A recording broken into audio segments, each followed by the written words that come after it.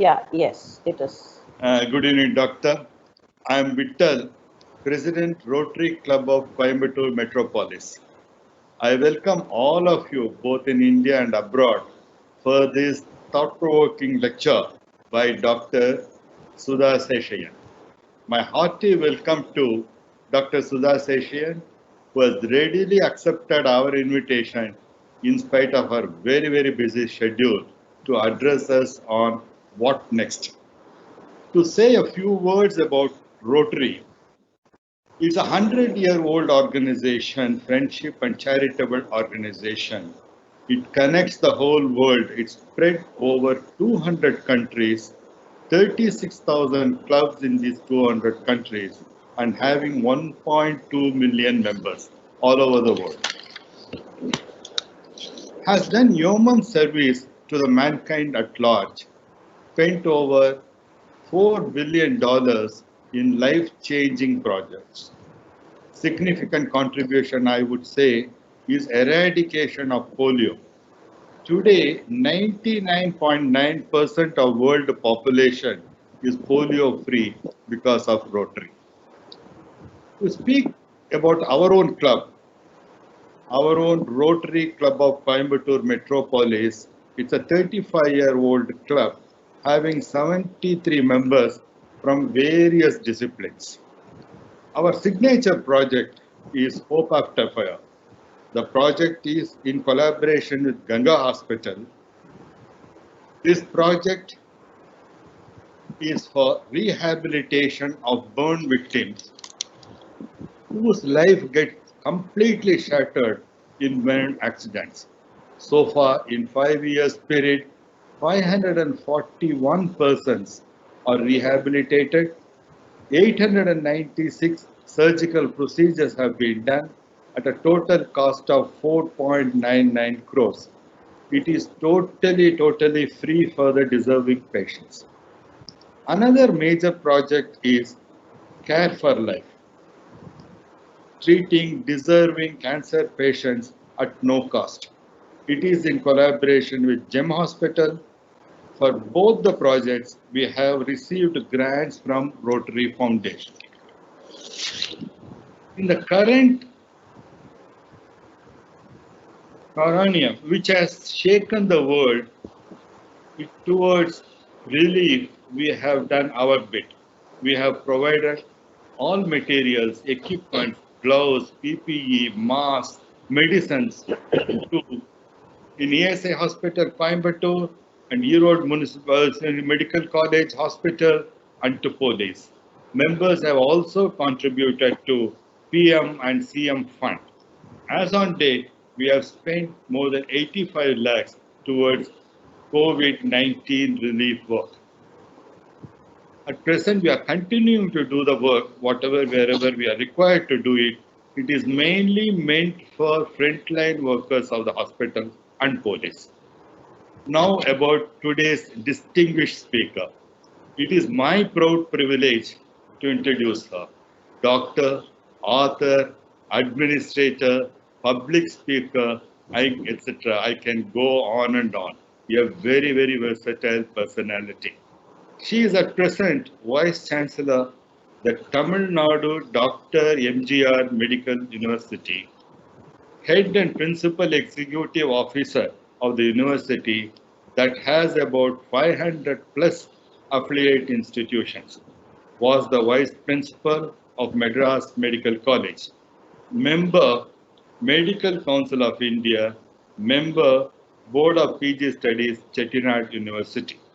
International Advisory Member of Editorial Board of Grey Anatomy, Editor, Textbook of Anatomy, author of Medical Encyclopedia, Maruthuva Kalanjiyam.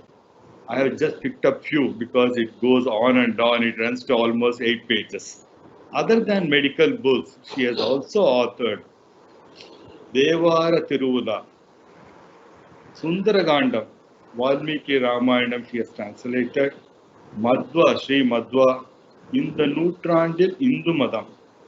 She is a speaker and writer for more than 30 years, medical educationalist, translator, Interestingly, sports announcer and commentator, quiz master, and whatnot. The awards are also quite a few. I just picked up few. Kalaimamani, Sollin Selvar, Sudha Sara Vagini by Ahobilamata, Pravachana Chudamani by Narada Ganasabha. I can go on and on, but it is my privilege and pleasure introducing and inviting Dr. Sudha Seshayya for this virtual meeting. Over to Doctor.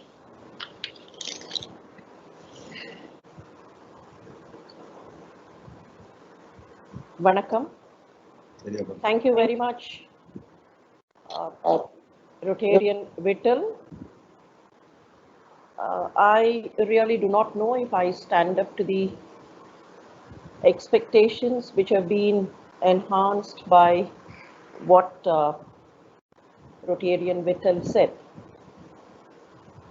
And thanks to the Rotary fraternity for the excellent contribution towards COVID relief, and friends all over the globe. We are here to have a kind of a discussion, I suppose. I don't take this as a monologue. I sincerely hope that this would proceed to become a discussion soon, a discussion on what next. When tsunami struck the shores of South India a few years ago, 7 or 8 youngsters stood on the marina. You all know marina is the beach in Madras, in Chennai. A few youngsters stood on the marina and asked the same question, what next? Probably half a century earlier to that, when the atom bombs were shelled on Japan, youngsters in Japan would have raised the same question, what next? Exactly 100 years ago, when a similar pandemic struck the world, the same question would have been raised. What next is a question that most of us ask when we think we have no proper answer. If you try to look at the question, we do realize it is a very simple and a very complex question, one and the same at the same time. When your little girl completes her school, you ask her, what next? When your son gets a job, you ask him, what next?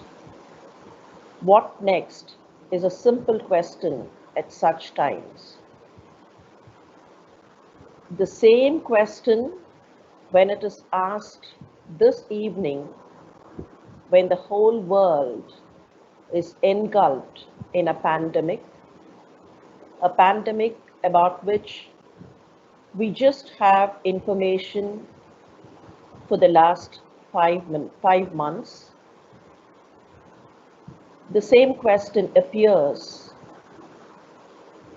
to be something monstrous. Friends, what next? What next in this COVID scenario? The history of COVID-19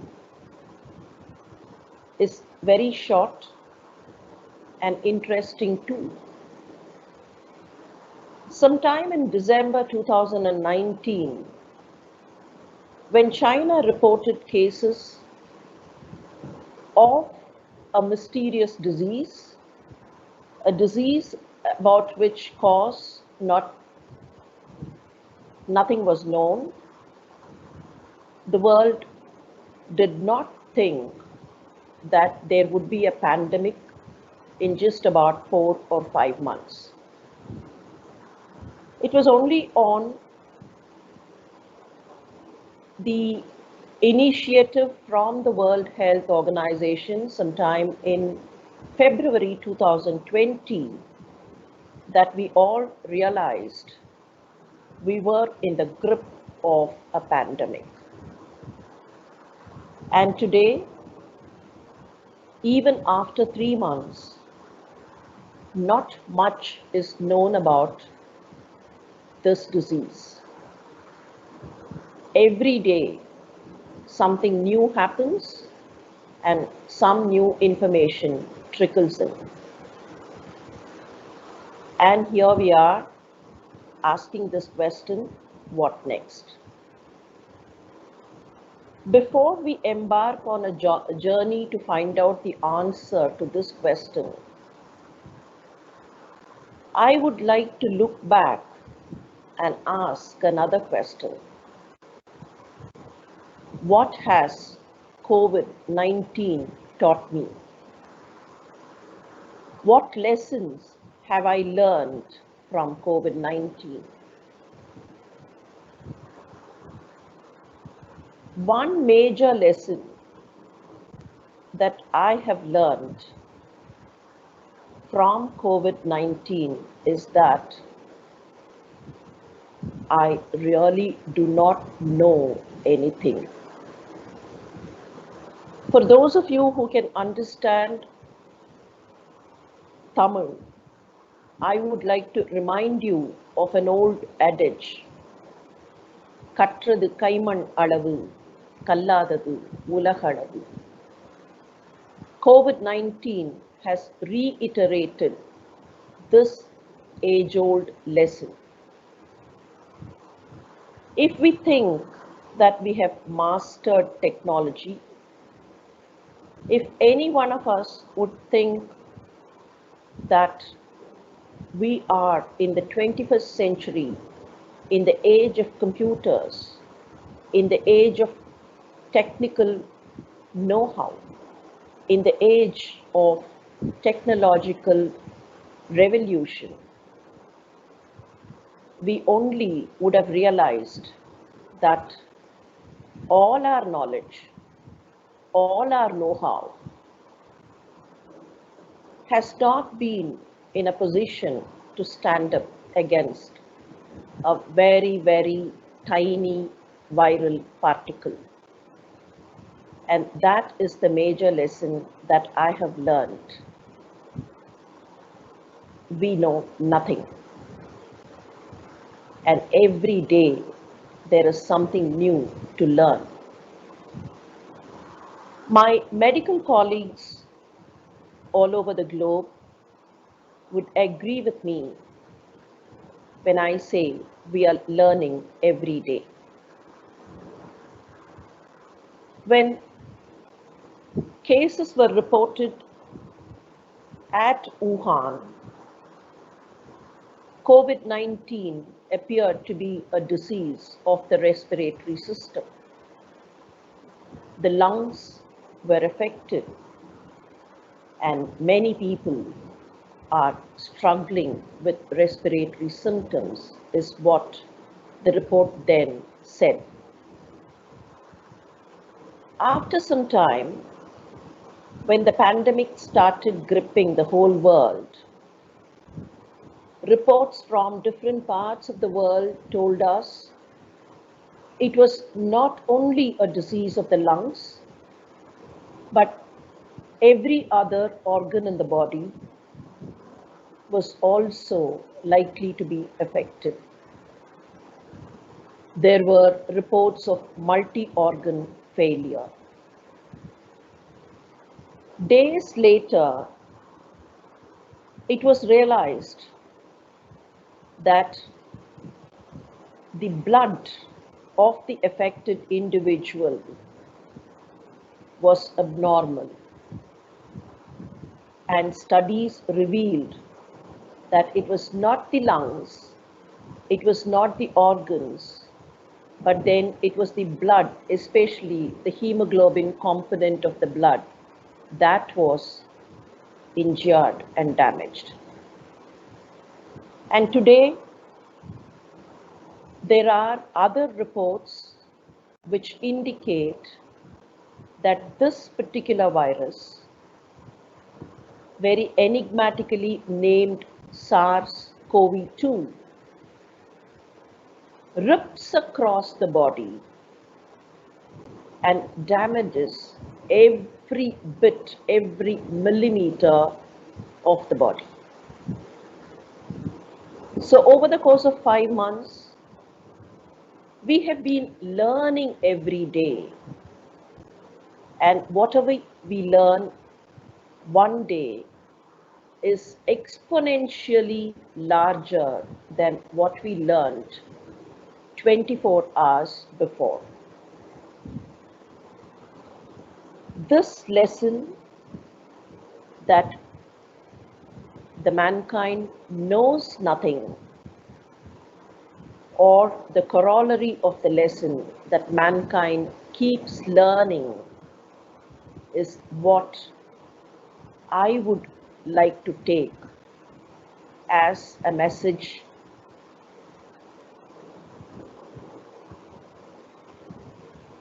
Our ancient wisdom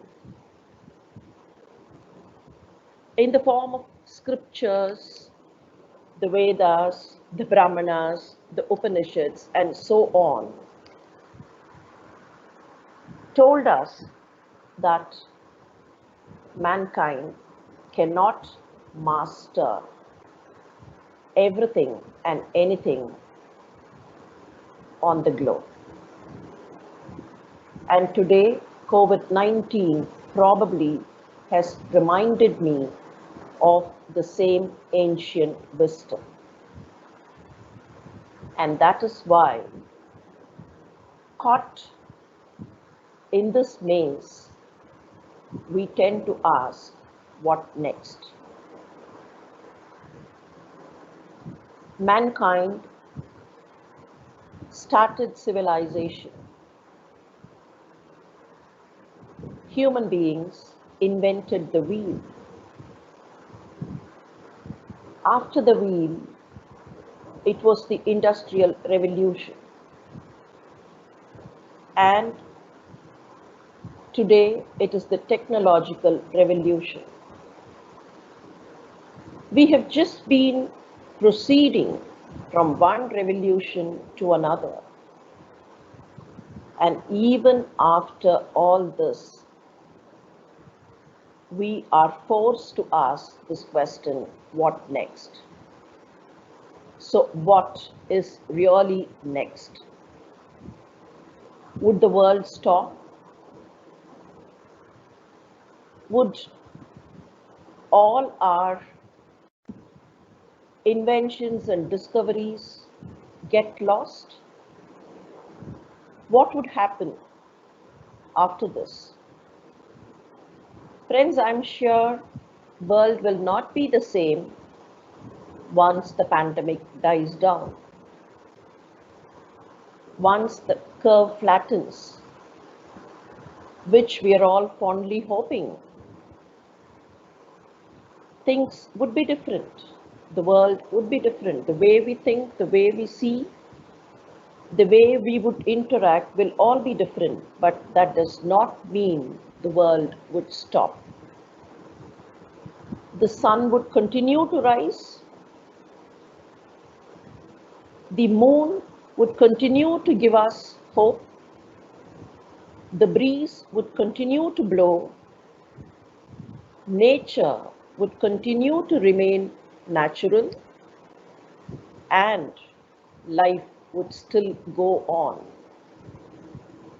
It is only that we need to adapt ourselves to certain changes, to certain modifications, to certain lifestyle habits.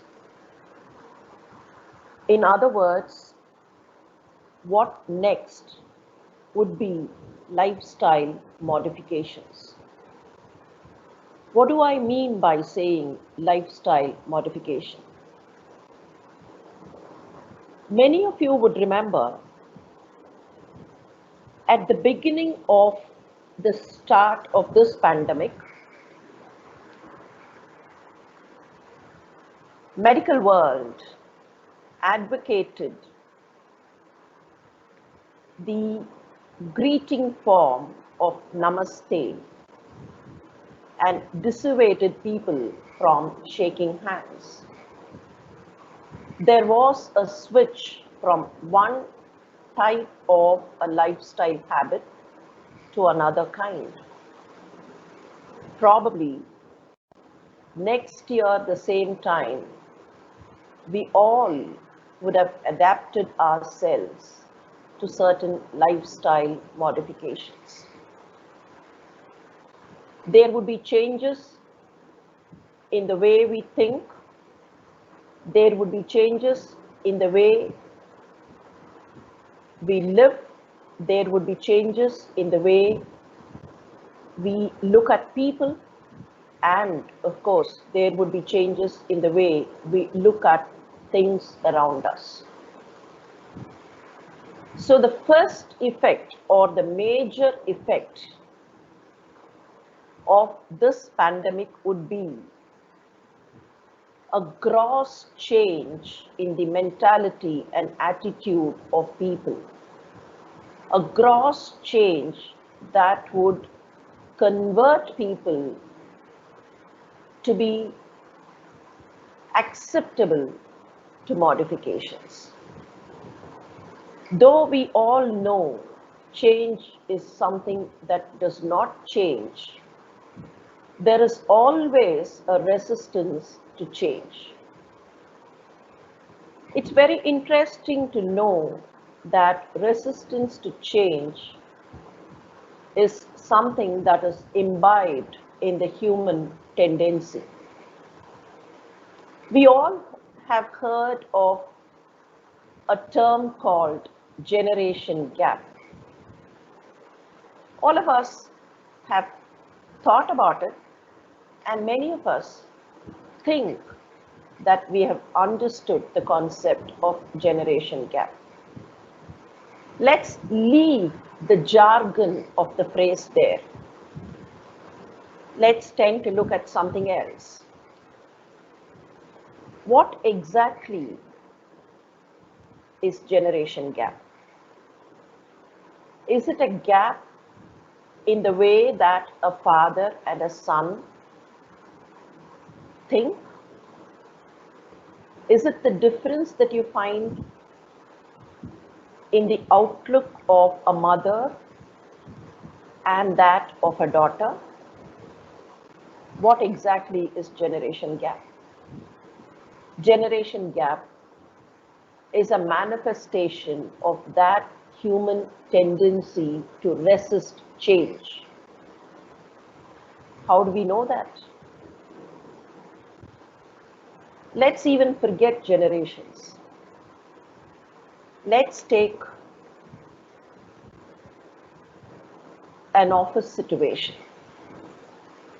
When I say an office, it is just a workplace.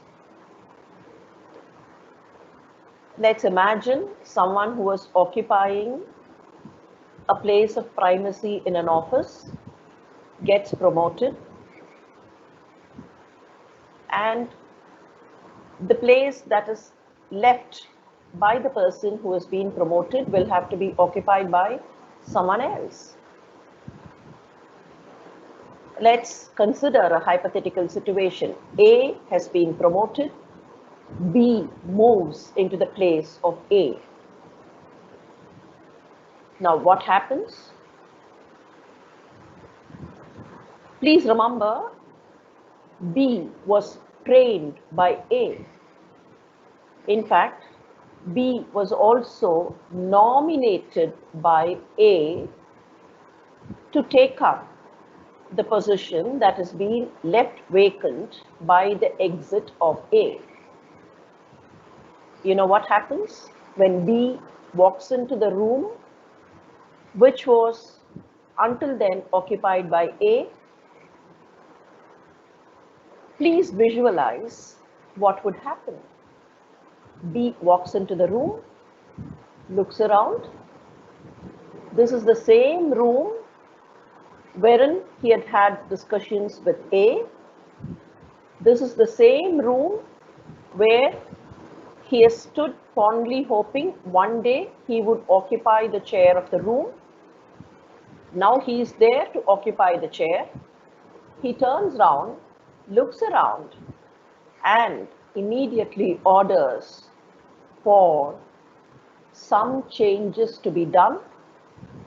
If not everything else, at least change the curtains, the drapery of the room.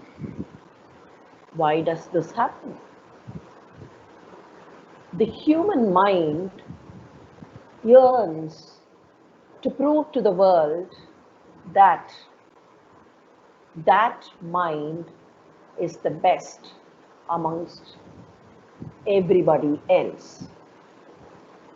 This yearning forces the human mind to kind of take everything as a race, take everything, look at everything as a competition, and fight with an unknown competitor. Look at everything as a threat to oneself. This human tendency to win over the race is also the reason for resistance to change. However, COVID-19 has taught that every time it cannot be mankind that wins the race. We have realized that we have lost a race. We are, of course, trying to overcome COVID-19. There are several activities, there are several efforts towards subduing the disease, but we also have realized we will have to run through and overcome and not win over a small virus just by remaining whatever we were and wherever we were.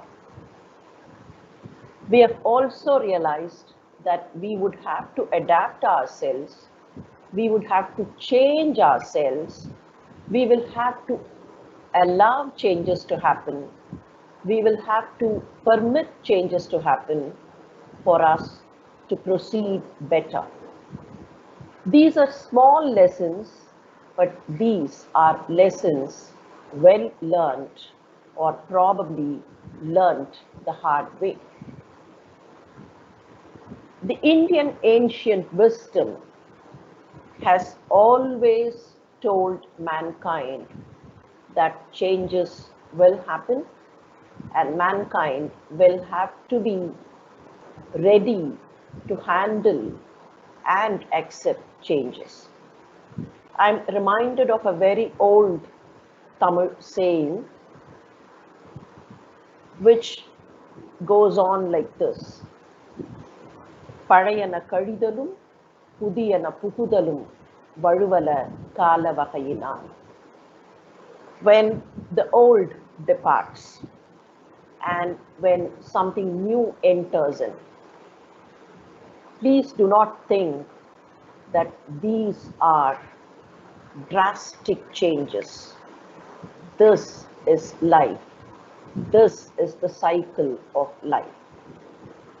And that is what we have learned from this pandemic that has given us lots of other lessons too. When I stand today and think what would be next, I only understand the world would still go on. We would be able to proceed better. We would be able to do things and overcome difficulties in a better way. If I'm permitted to narrate as to what happened this very evening, I think we would have arrived at the answer to the question. This morning, we had a trial run, a dry run of the modality that we are using for this meeting now. Unfortunately, by 5 o'clock in the evening, I realized that there was a technical lacuna on my side. And I asked the same question, what next? I would not be in a position to join the meeting probably. What next? And in the next 40 minutes,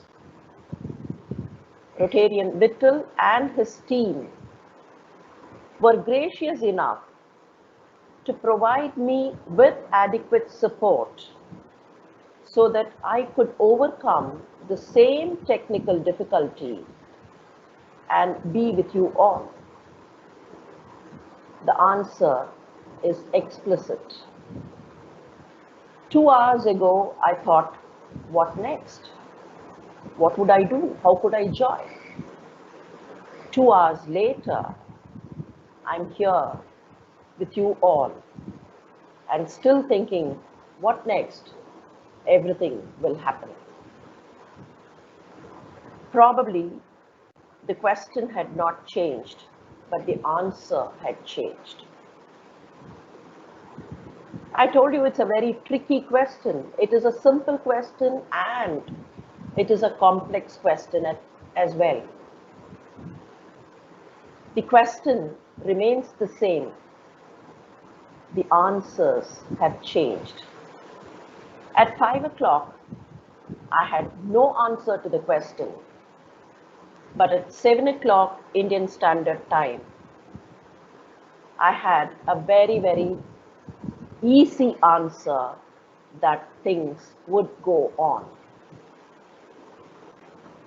It is the same answer that I would want to tell all of you this evening. World would continue to work. World would continue to revolve and rotate. And mankind would continue to progress, learning from each of these experiences. Experiential learning and experiential wisdom will make us better, adapted to the difficulties of life. Yet another lesson that the present situation has taught us is that we are in a better position to accept what our ancestors had told us. And this is especially true in the Indian context. Many of us 20 years ago thought that some of the ancient wisdom of India was all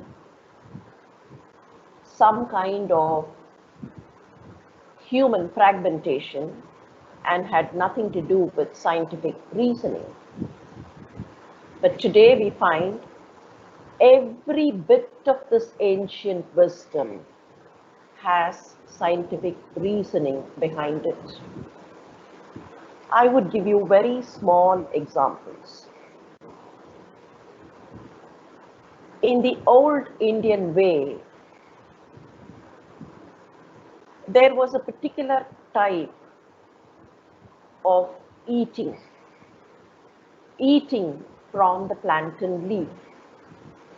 Food would be served on the plantain leaf, and there was a particular way of serving every item of the menu and the place that it occupied on the plantain leaf. As children, many of us have thought, why should there be a particular way of serving food? The main thing that made us kind of frown at this habit was that it was cumbersome. You had to remember as to where that particular item of the menu had to be placed. This may appear very trivial, but look at it. There was a way the plantain leaf should be laid in front of the individual. The part of the leaf which we call as nuni elai, or the one that is at the tip of the leaf as it blooms out, the tip should be placed on the left side of the individual. A simple cursory look would make us understand the broader portion of the leaf would be on the right side and the narrower portion would be on the left side. And the logic slowly appears. Most of us are right-handed. At least 90 to 95% of the total populace of the world is right-handed. And it's always easier to take things from the side which is closer to the so-called right hand. And if you go into this further, you would find there are several areas where is some kind of scientific reasoning which is hidden behind. Most of Indian ancient wisdom has had a scientific reasoning within it. It is for us to open our eyes, open all our senses, and try and find out this reasoning behind. If we understand this reasoning, then it is easy for us to also understand that a namaste is better than a handshake in times of a human-to-human transmission of a microorganism. And what other lesson would I learn from COVID-19? I'm reminded of a small story that the Upanishads tell me. Kindly bear with me if I would have to narrate the story as it is told in one of the shortest Upanishads of the Indian lore. It is the story about a small little boy. This boy was witnessing a yajna performed by his father. Many of you would have guessed the name of this boy by now. The little boy was called Nachiketas. Nachiketas was witnessing the yajna that his father was performing. The boy was curious. At the same time, he was pained too. He was a little boy, but then, as to what he had understood until then, he thought during a yajna, people give whatever they have to others and only give good things to others.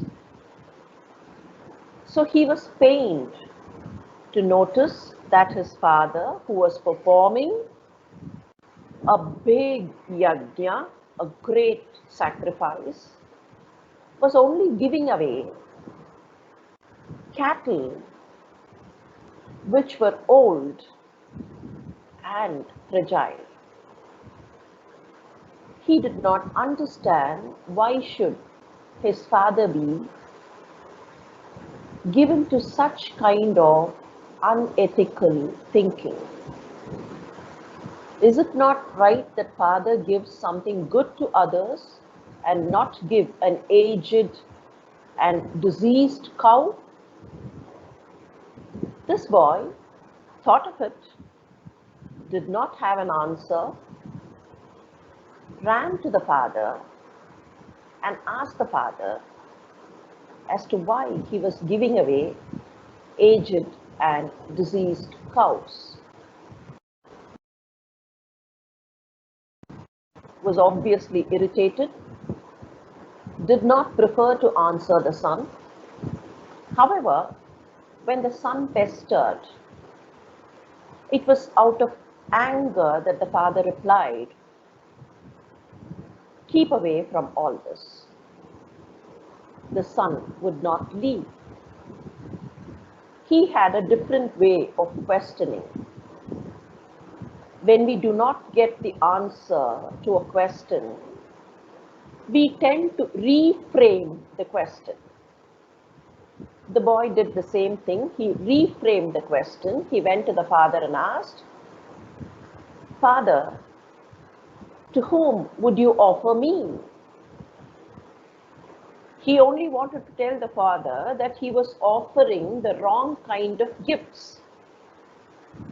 But then, in his own way of putting it across, instead of saying you're offering the wrong kind of gifts, the son preferred to ask the other way round, "To whom would you gift me?" The father was already irritated, and in that fit of irritation, back came a reply. The father said, "I would gift you to Yama, the Lord of Death." We all know what happened after that. It's the same question, what next? Nachiketas preferred to reach Yama's world. He thought it was not correct on his part to remain once he had been gifted away to someone else. Whatever that had been gifted away should immediately reach the hands of the person to whom it had been gifted. So he thought, I'm a gift and now I would have to reach Yama. So he decided to reach the house of Yama.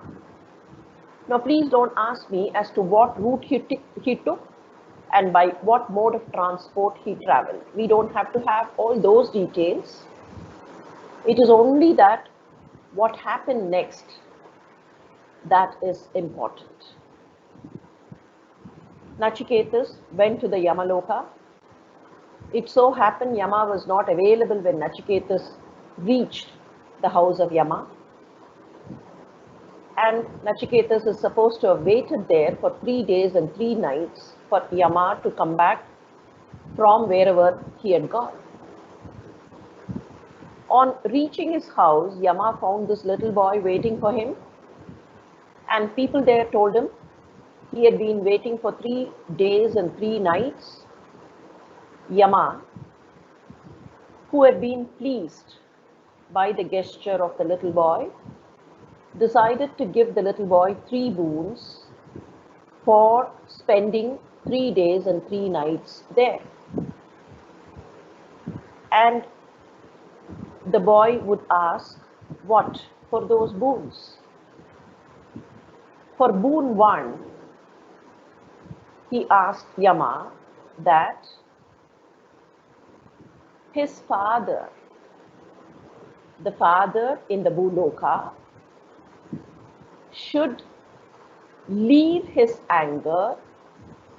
He should be stripped of his anger and he should become a better person, a sattvic person. The boon was immediately granted. Boon 2, the boy asked for something that the whole world should be thankful to. The boy said, I would hereafterwards want people to perform yajnas in the proper way. And boon 2 was also granted. And in fact, the yajna which is performed the right way would also be called by the name of Nachiketas himself. And then came boon 3. Nachiketas was intrigued. He wanted the answer to an important question. He looked at the Lord of Death and asked him, can you tell me what is there after death? What next after death? Yama, the Lord of Death, was a little amused and perplexed too. Here stood a small little boy who was trying to ask and find out about something which even experienced people did not understand. Even sages did not understand. Even devas did not understand. Even demigods did not understand. Yama tried dissuading the small boy. Nachiketas, you're too young to ask all these questions. You would not be able to understand. No, please tell me the answer. I would try to understand. For hours, Yama tried telling the boy that it was not necessary to think of something after death. The boy would not leave. He was adamant. He only said, please give me the answer. You are the Lord of Death.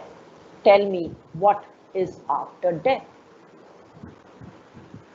Yama was left with no other choice. He realized this boy is an adamant boy. He left his father and came all the way to Yamaloka. And when people in the Yamaloka told him that Yama was not available, he would not go back. He stood there. He stood his ground and stood there for 3 nights and 3 days. So this boy is capable of remaining in the Yamaloka until he gets the answer.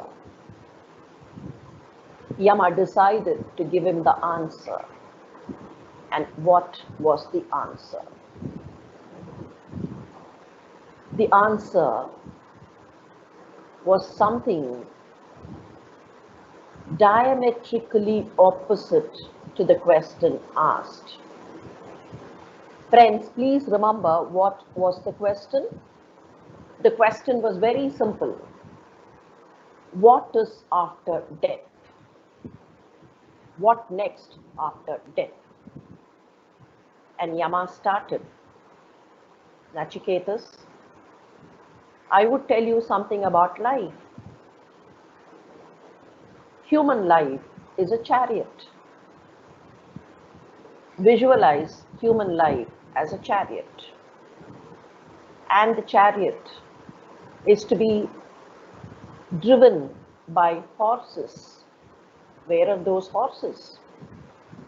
If you take my life to be the chariot, the horses to this chariot would be my senses, the 5 senses that we have. There are 5 horses pulling my chariot, the 5 senses. And it is not sufficient if there is a chariot and there are horses. These horses will have to be tied to the chariot. And what are those ropes which are tying the horses to the chariot? Those ropes put together is the mind. So we now have a picture of grandeur, human life which is akin to a chariot, and this chariot is being pulled by 5 horses called the 5 senses, and tying up these 5 horses to the chariot is a bunch of ropes. The bunch of ropes control the horses. You pull the ropes, the horses are pulled towards, or you let the ropes a little loose, the horses could be a little free.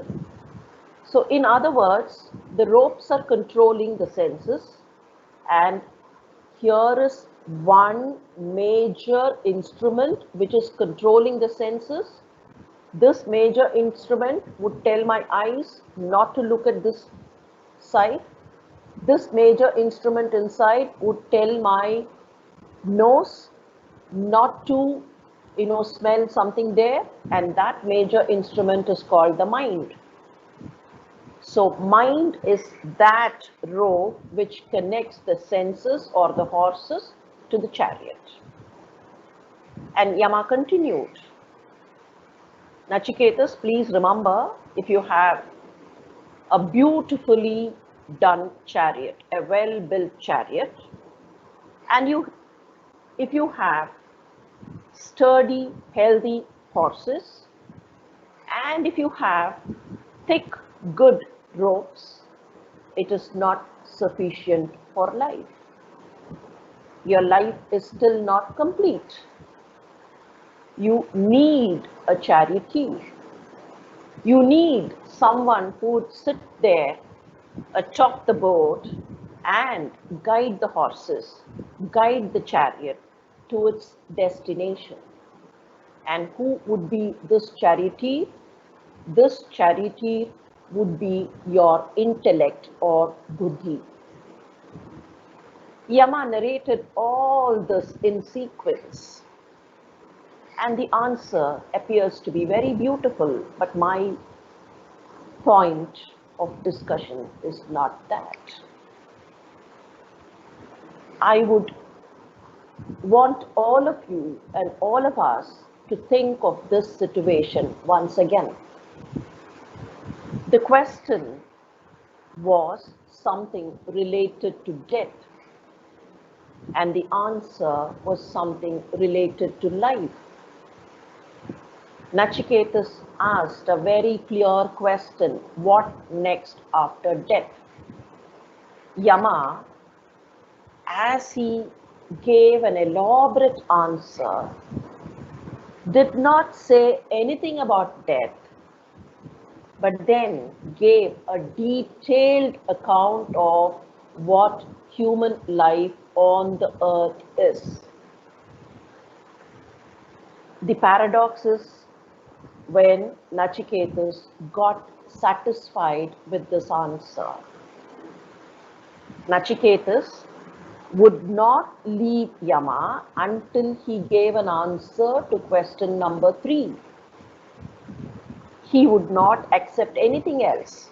Yama tried telling him so many other things, but Nachiketas would not leave that place. He wanted an answer to question number 3. But when Yama really gave an answer to question number 3, the answer was not directly related to the question at all. The answer spoke about life on earth, while the question was after death. Friends, my contention here is, we don't have to bother about what next after death. If we only live our life on earth the right way, it is very easy for us to understand life. If only our chariot is driven the right way, we reach the destination. Why do you have to bother what is after the destination? Probably today, we would have to remind ourselves of Nachiketa. We would have to remind ourselves of the same question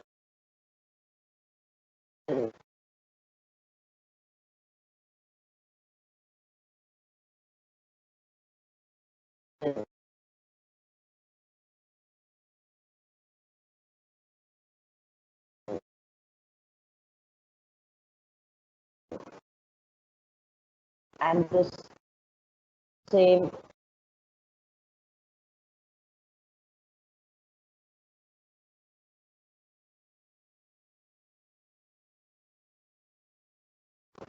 answer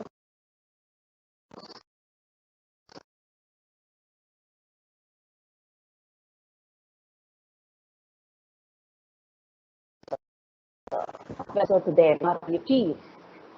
It is not even the horses which are important. It is not the roads which are important. If you have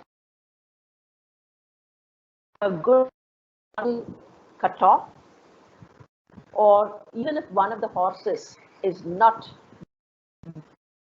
that very close to its destination.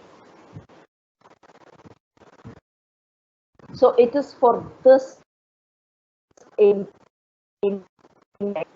it is for this buddhi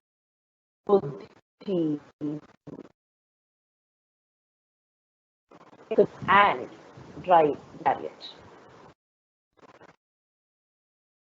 Upanishad, which is taken better expands and better manifestations in our stories of Lord Krishna. Intellect or buddhi as the charity placed by God as the charity, only to tell us intellect is not what we get. Intellect is not what we learn from huge texts, but intellect and godliness is what came from experience, experiential understanding.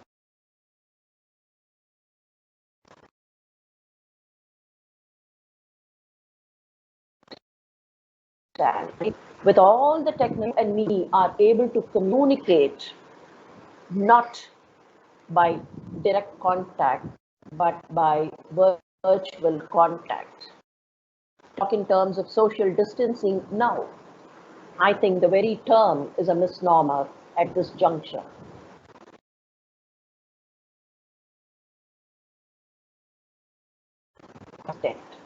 Probably the medical world will have to think of replacing the term social distancing with another term, physical distancing, because we are socially connected.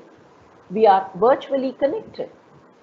And when we are able to have meetings across the globe with small little gadgets at home at our own disposal, with all the technological know-how, we still find that our experiences matter, our experiential learning matters, and we have been overcome by a very, very, very small microparticle called SARS-CoV-2.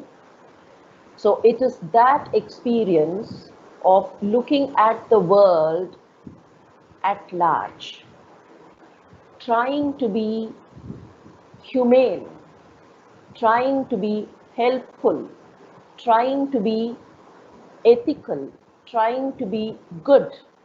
Now, all these experiences are what matter and what give us the answer to what next.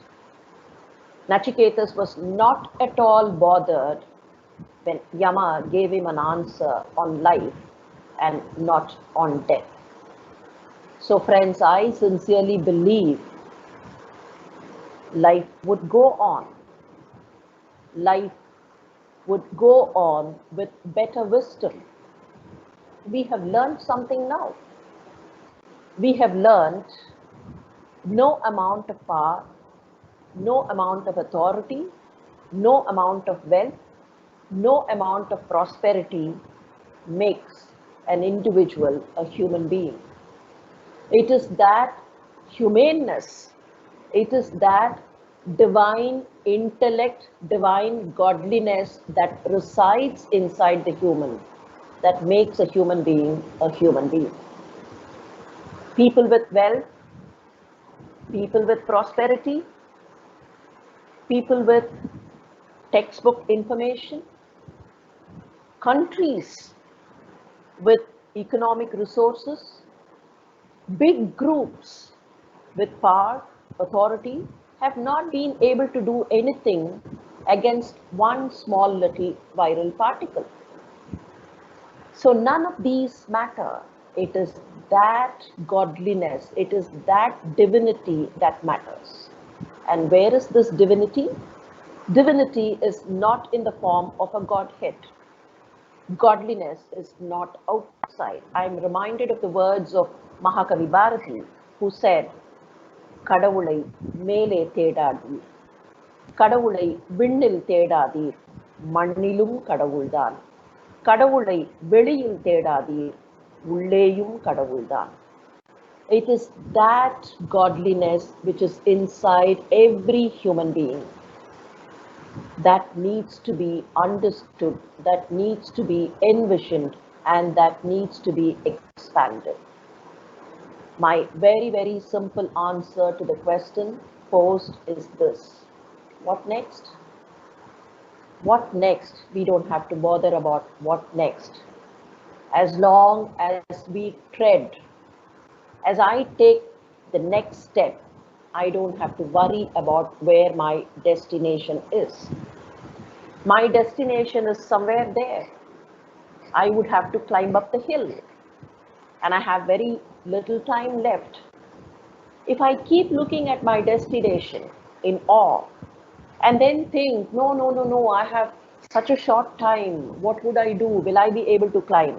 I will never be able to climb. All that I need to do is not look at that destination, not get awestruck by the gigantic proportions of the destination, but do a very simple thing, take one step further. And that is what we have to do now. There would be pandemics, there would be difficulties, there would be crisis. Did the world stop after the atomic bombing of Japan? Did the world stop after tsunami? Did the world stop after the 1919 pandemic in the last century? No. The sun would rise, the moon would still give me a cool breeze, and nature would still give me the same love. The world would go on. So how could any of us be part of this world? All that we can do is contribute our small effort to the collective good of mankind. What little I can do, I should do. And what little someone else can do, that someone should do. And all these little drops would definitely become a big ocean. And please remember, the earth is made of 75% and more of water. So all this liquidity of humane thoughts would definitely progress and take our lives to a better destination. The question is simple. The answer is also simple. Thank you.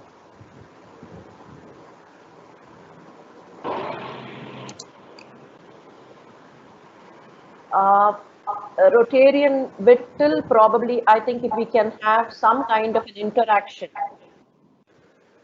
would that be better?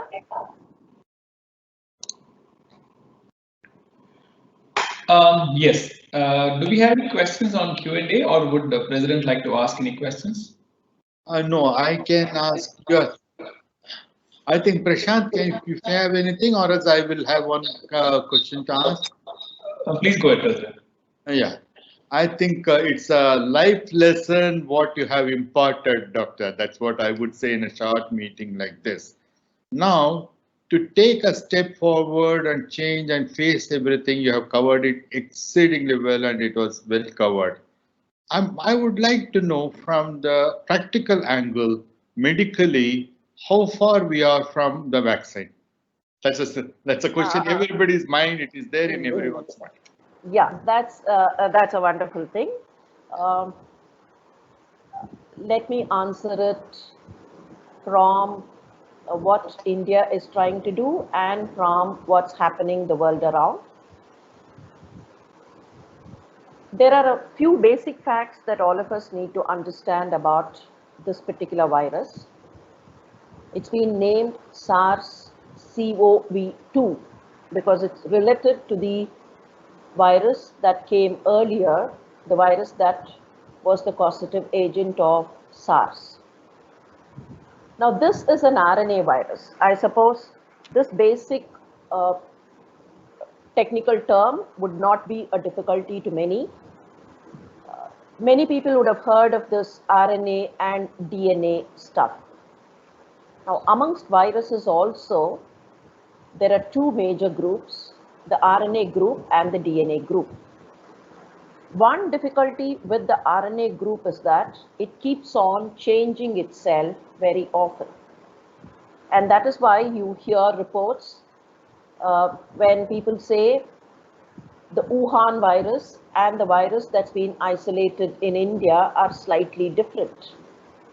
And the virus isolated in Italy and the virus isolated in US have been slightly different from what has been isolated in India.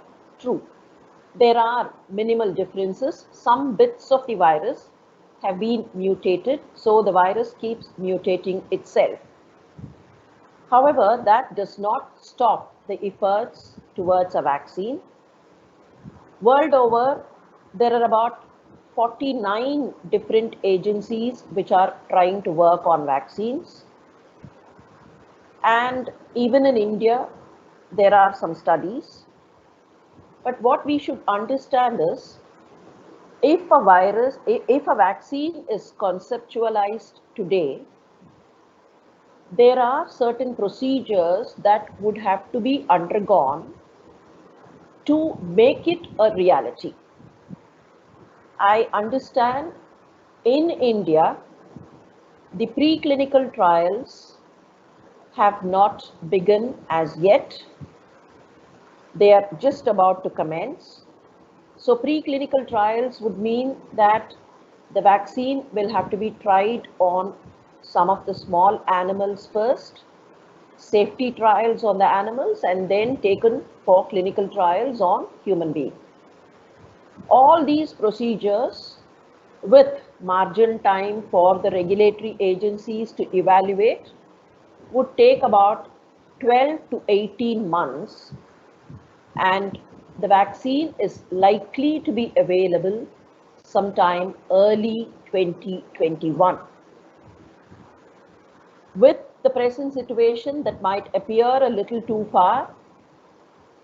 So this 18 months duration may be reduced a little, and in such case, maybe a vaccine would be available in the next 9 to 12 months.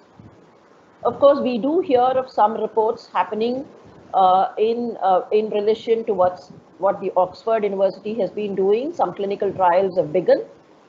But from what scientific information that we are able to get, we understand that it is the first phase of the clinical trial, and there are at least 3-4 phases thought of.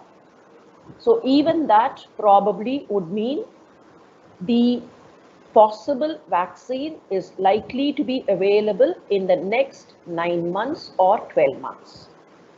That is the reality. Thank you. Yes, Prashant.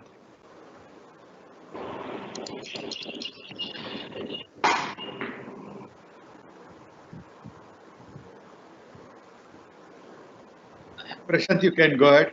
Yes, I'm just starting. It is not the strongest of the species that survives, not the most intelligent. It is the one that is most adaptable to change. And that was said by Charles Darwin, or at least that's how it's made out.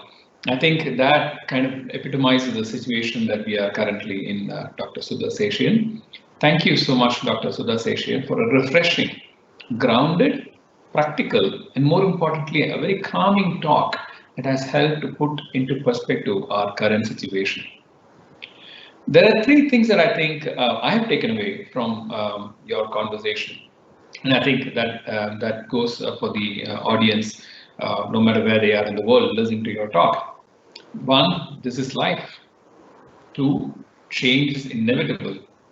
Three, we will keep learning from new experiences. Instead of panicking or feeling depressed about the current situation, something that may be a very first for a lot of the younger generation, you have helped us understand that what next is not a question that is new to humanity. We have faced such situations before, we have overcome them, and we will continue to overcome this as well as any further situations that nature can throw us at us. You talked about some of the lessons from our ancient scriptures and the wisdom that we carry with us. And that is probably guiding us today in an age where all our technology advancements, all the scientific knowledge that we possess, all the brilliant brains across the world are confounded by the simplest of life forms, the virus. So we are learning things like it's good to go back to Namaste today. We are appreciating and understanding the wisdom that you talked about when you said this is the reason why we put food on a planted leaf the way it is supposed to be done. Another thing that I really took to heart was the fact that you said the mind is a rope that we can use to take us to the right destination. Focus on the journey and don't be intimidated by the destination, and let's move forward one step at a time. This has been a humbling experience for humanity and has literally underlined the fact that we know nothing, yet there is everything to learn. Your articulation, depth of knowledge, and breadth of knowledge have provided us a very serene experience today evening and have put our minds at peace. I would really think that you have deliberately kept the topic and your choice of words so simple, but the meaning that you have conveyed in your talk is profound. I think as we ruminate over some of the messages that you gave us today, we will start realizing the impact of what you told us. You put it across in such simple, easy to understand language that we probably were flowed by, okay, is this all there is? Let's take it simple, let's take it easy. I come from the tech industry, so there is this favorite phrase of mine that I would like to quote, which was said by Satya Nadella, and he said, "Don't be a know-it-all, be a learn-it-all," and I think that really applies to us in this current situation. Let me once again thank you, Dr. Sudha Seshayyan, for this wonderful evening, and thank you for the opportunity to interact and to listen to your thoughts. I would also like to thank our President Vittal, our Secretary Narayanan, and our club admin Varada for having organized all the back-end work that has made this evening a reality. Would also like to add a special note of thanks to Rotarian Krishnan, who has been instrumental in organizing this entire series of talks while we are all under lockdown. And he has been instrumental in bringing this message of positivity to all of us. Thank you, Rotarian Krishnan. Now I'm going to hand it over to our President, Mr. Vittal, for a few words before we conclude this evening. Thank you. Thank you. Doctor, I may be permitted to say it's a wholesome meeting in 1 hour. Not even 1 hour. We look forward for more such interactions with you, Doctor, when you find time. Definitely we'll get back to you after some time, and we would like to hear more from you. It was wonderful. All of us are benefited, definitely. If there are anything, we will be communicating with you to know more about it. Thank you very much for allotting the time and giving us such a wonderful lecture. Thank you. Thank you. And can I just say something? Yeah. Please. Thank you, Prashant, and thank you, Vittal. It was a learning experience. And being from the technical industry, you would understand, like, for people like me who are not really from the tech industry, these things give us better information, better knowledge, and better wisdom. Thank you for the experience. You're welcome, Doctor. It is our pleasure. Thank you. The meeting is adjourned.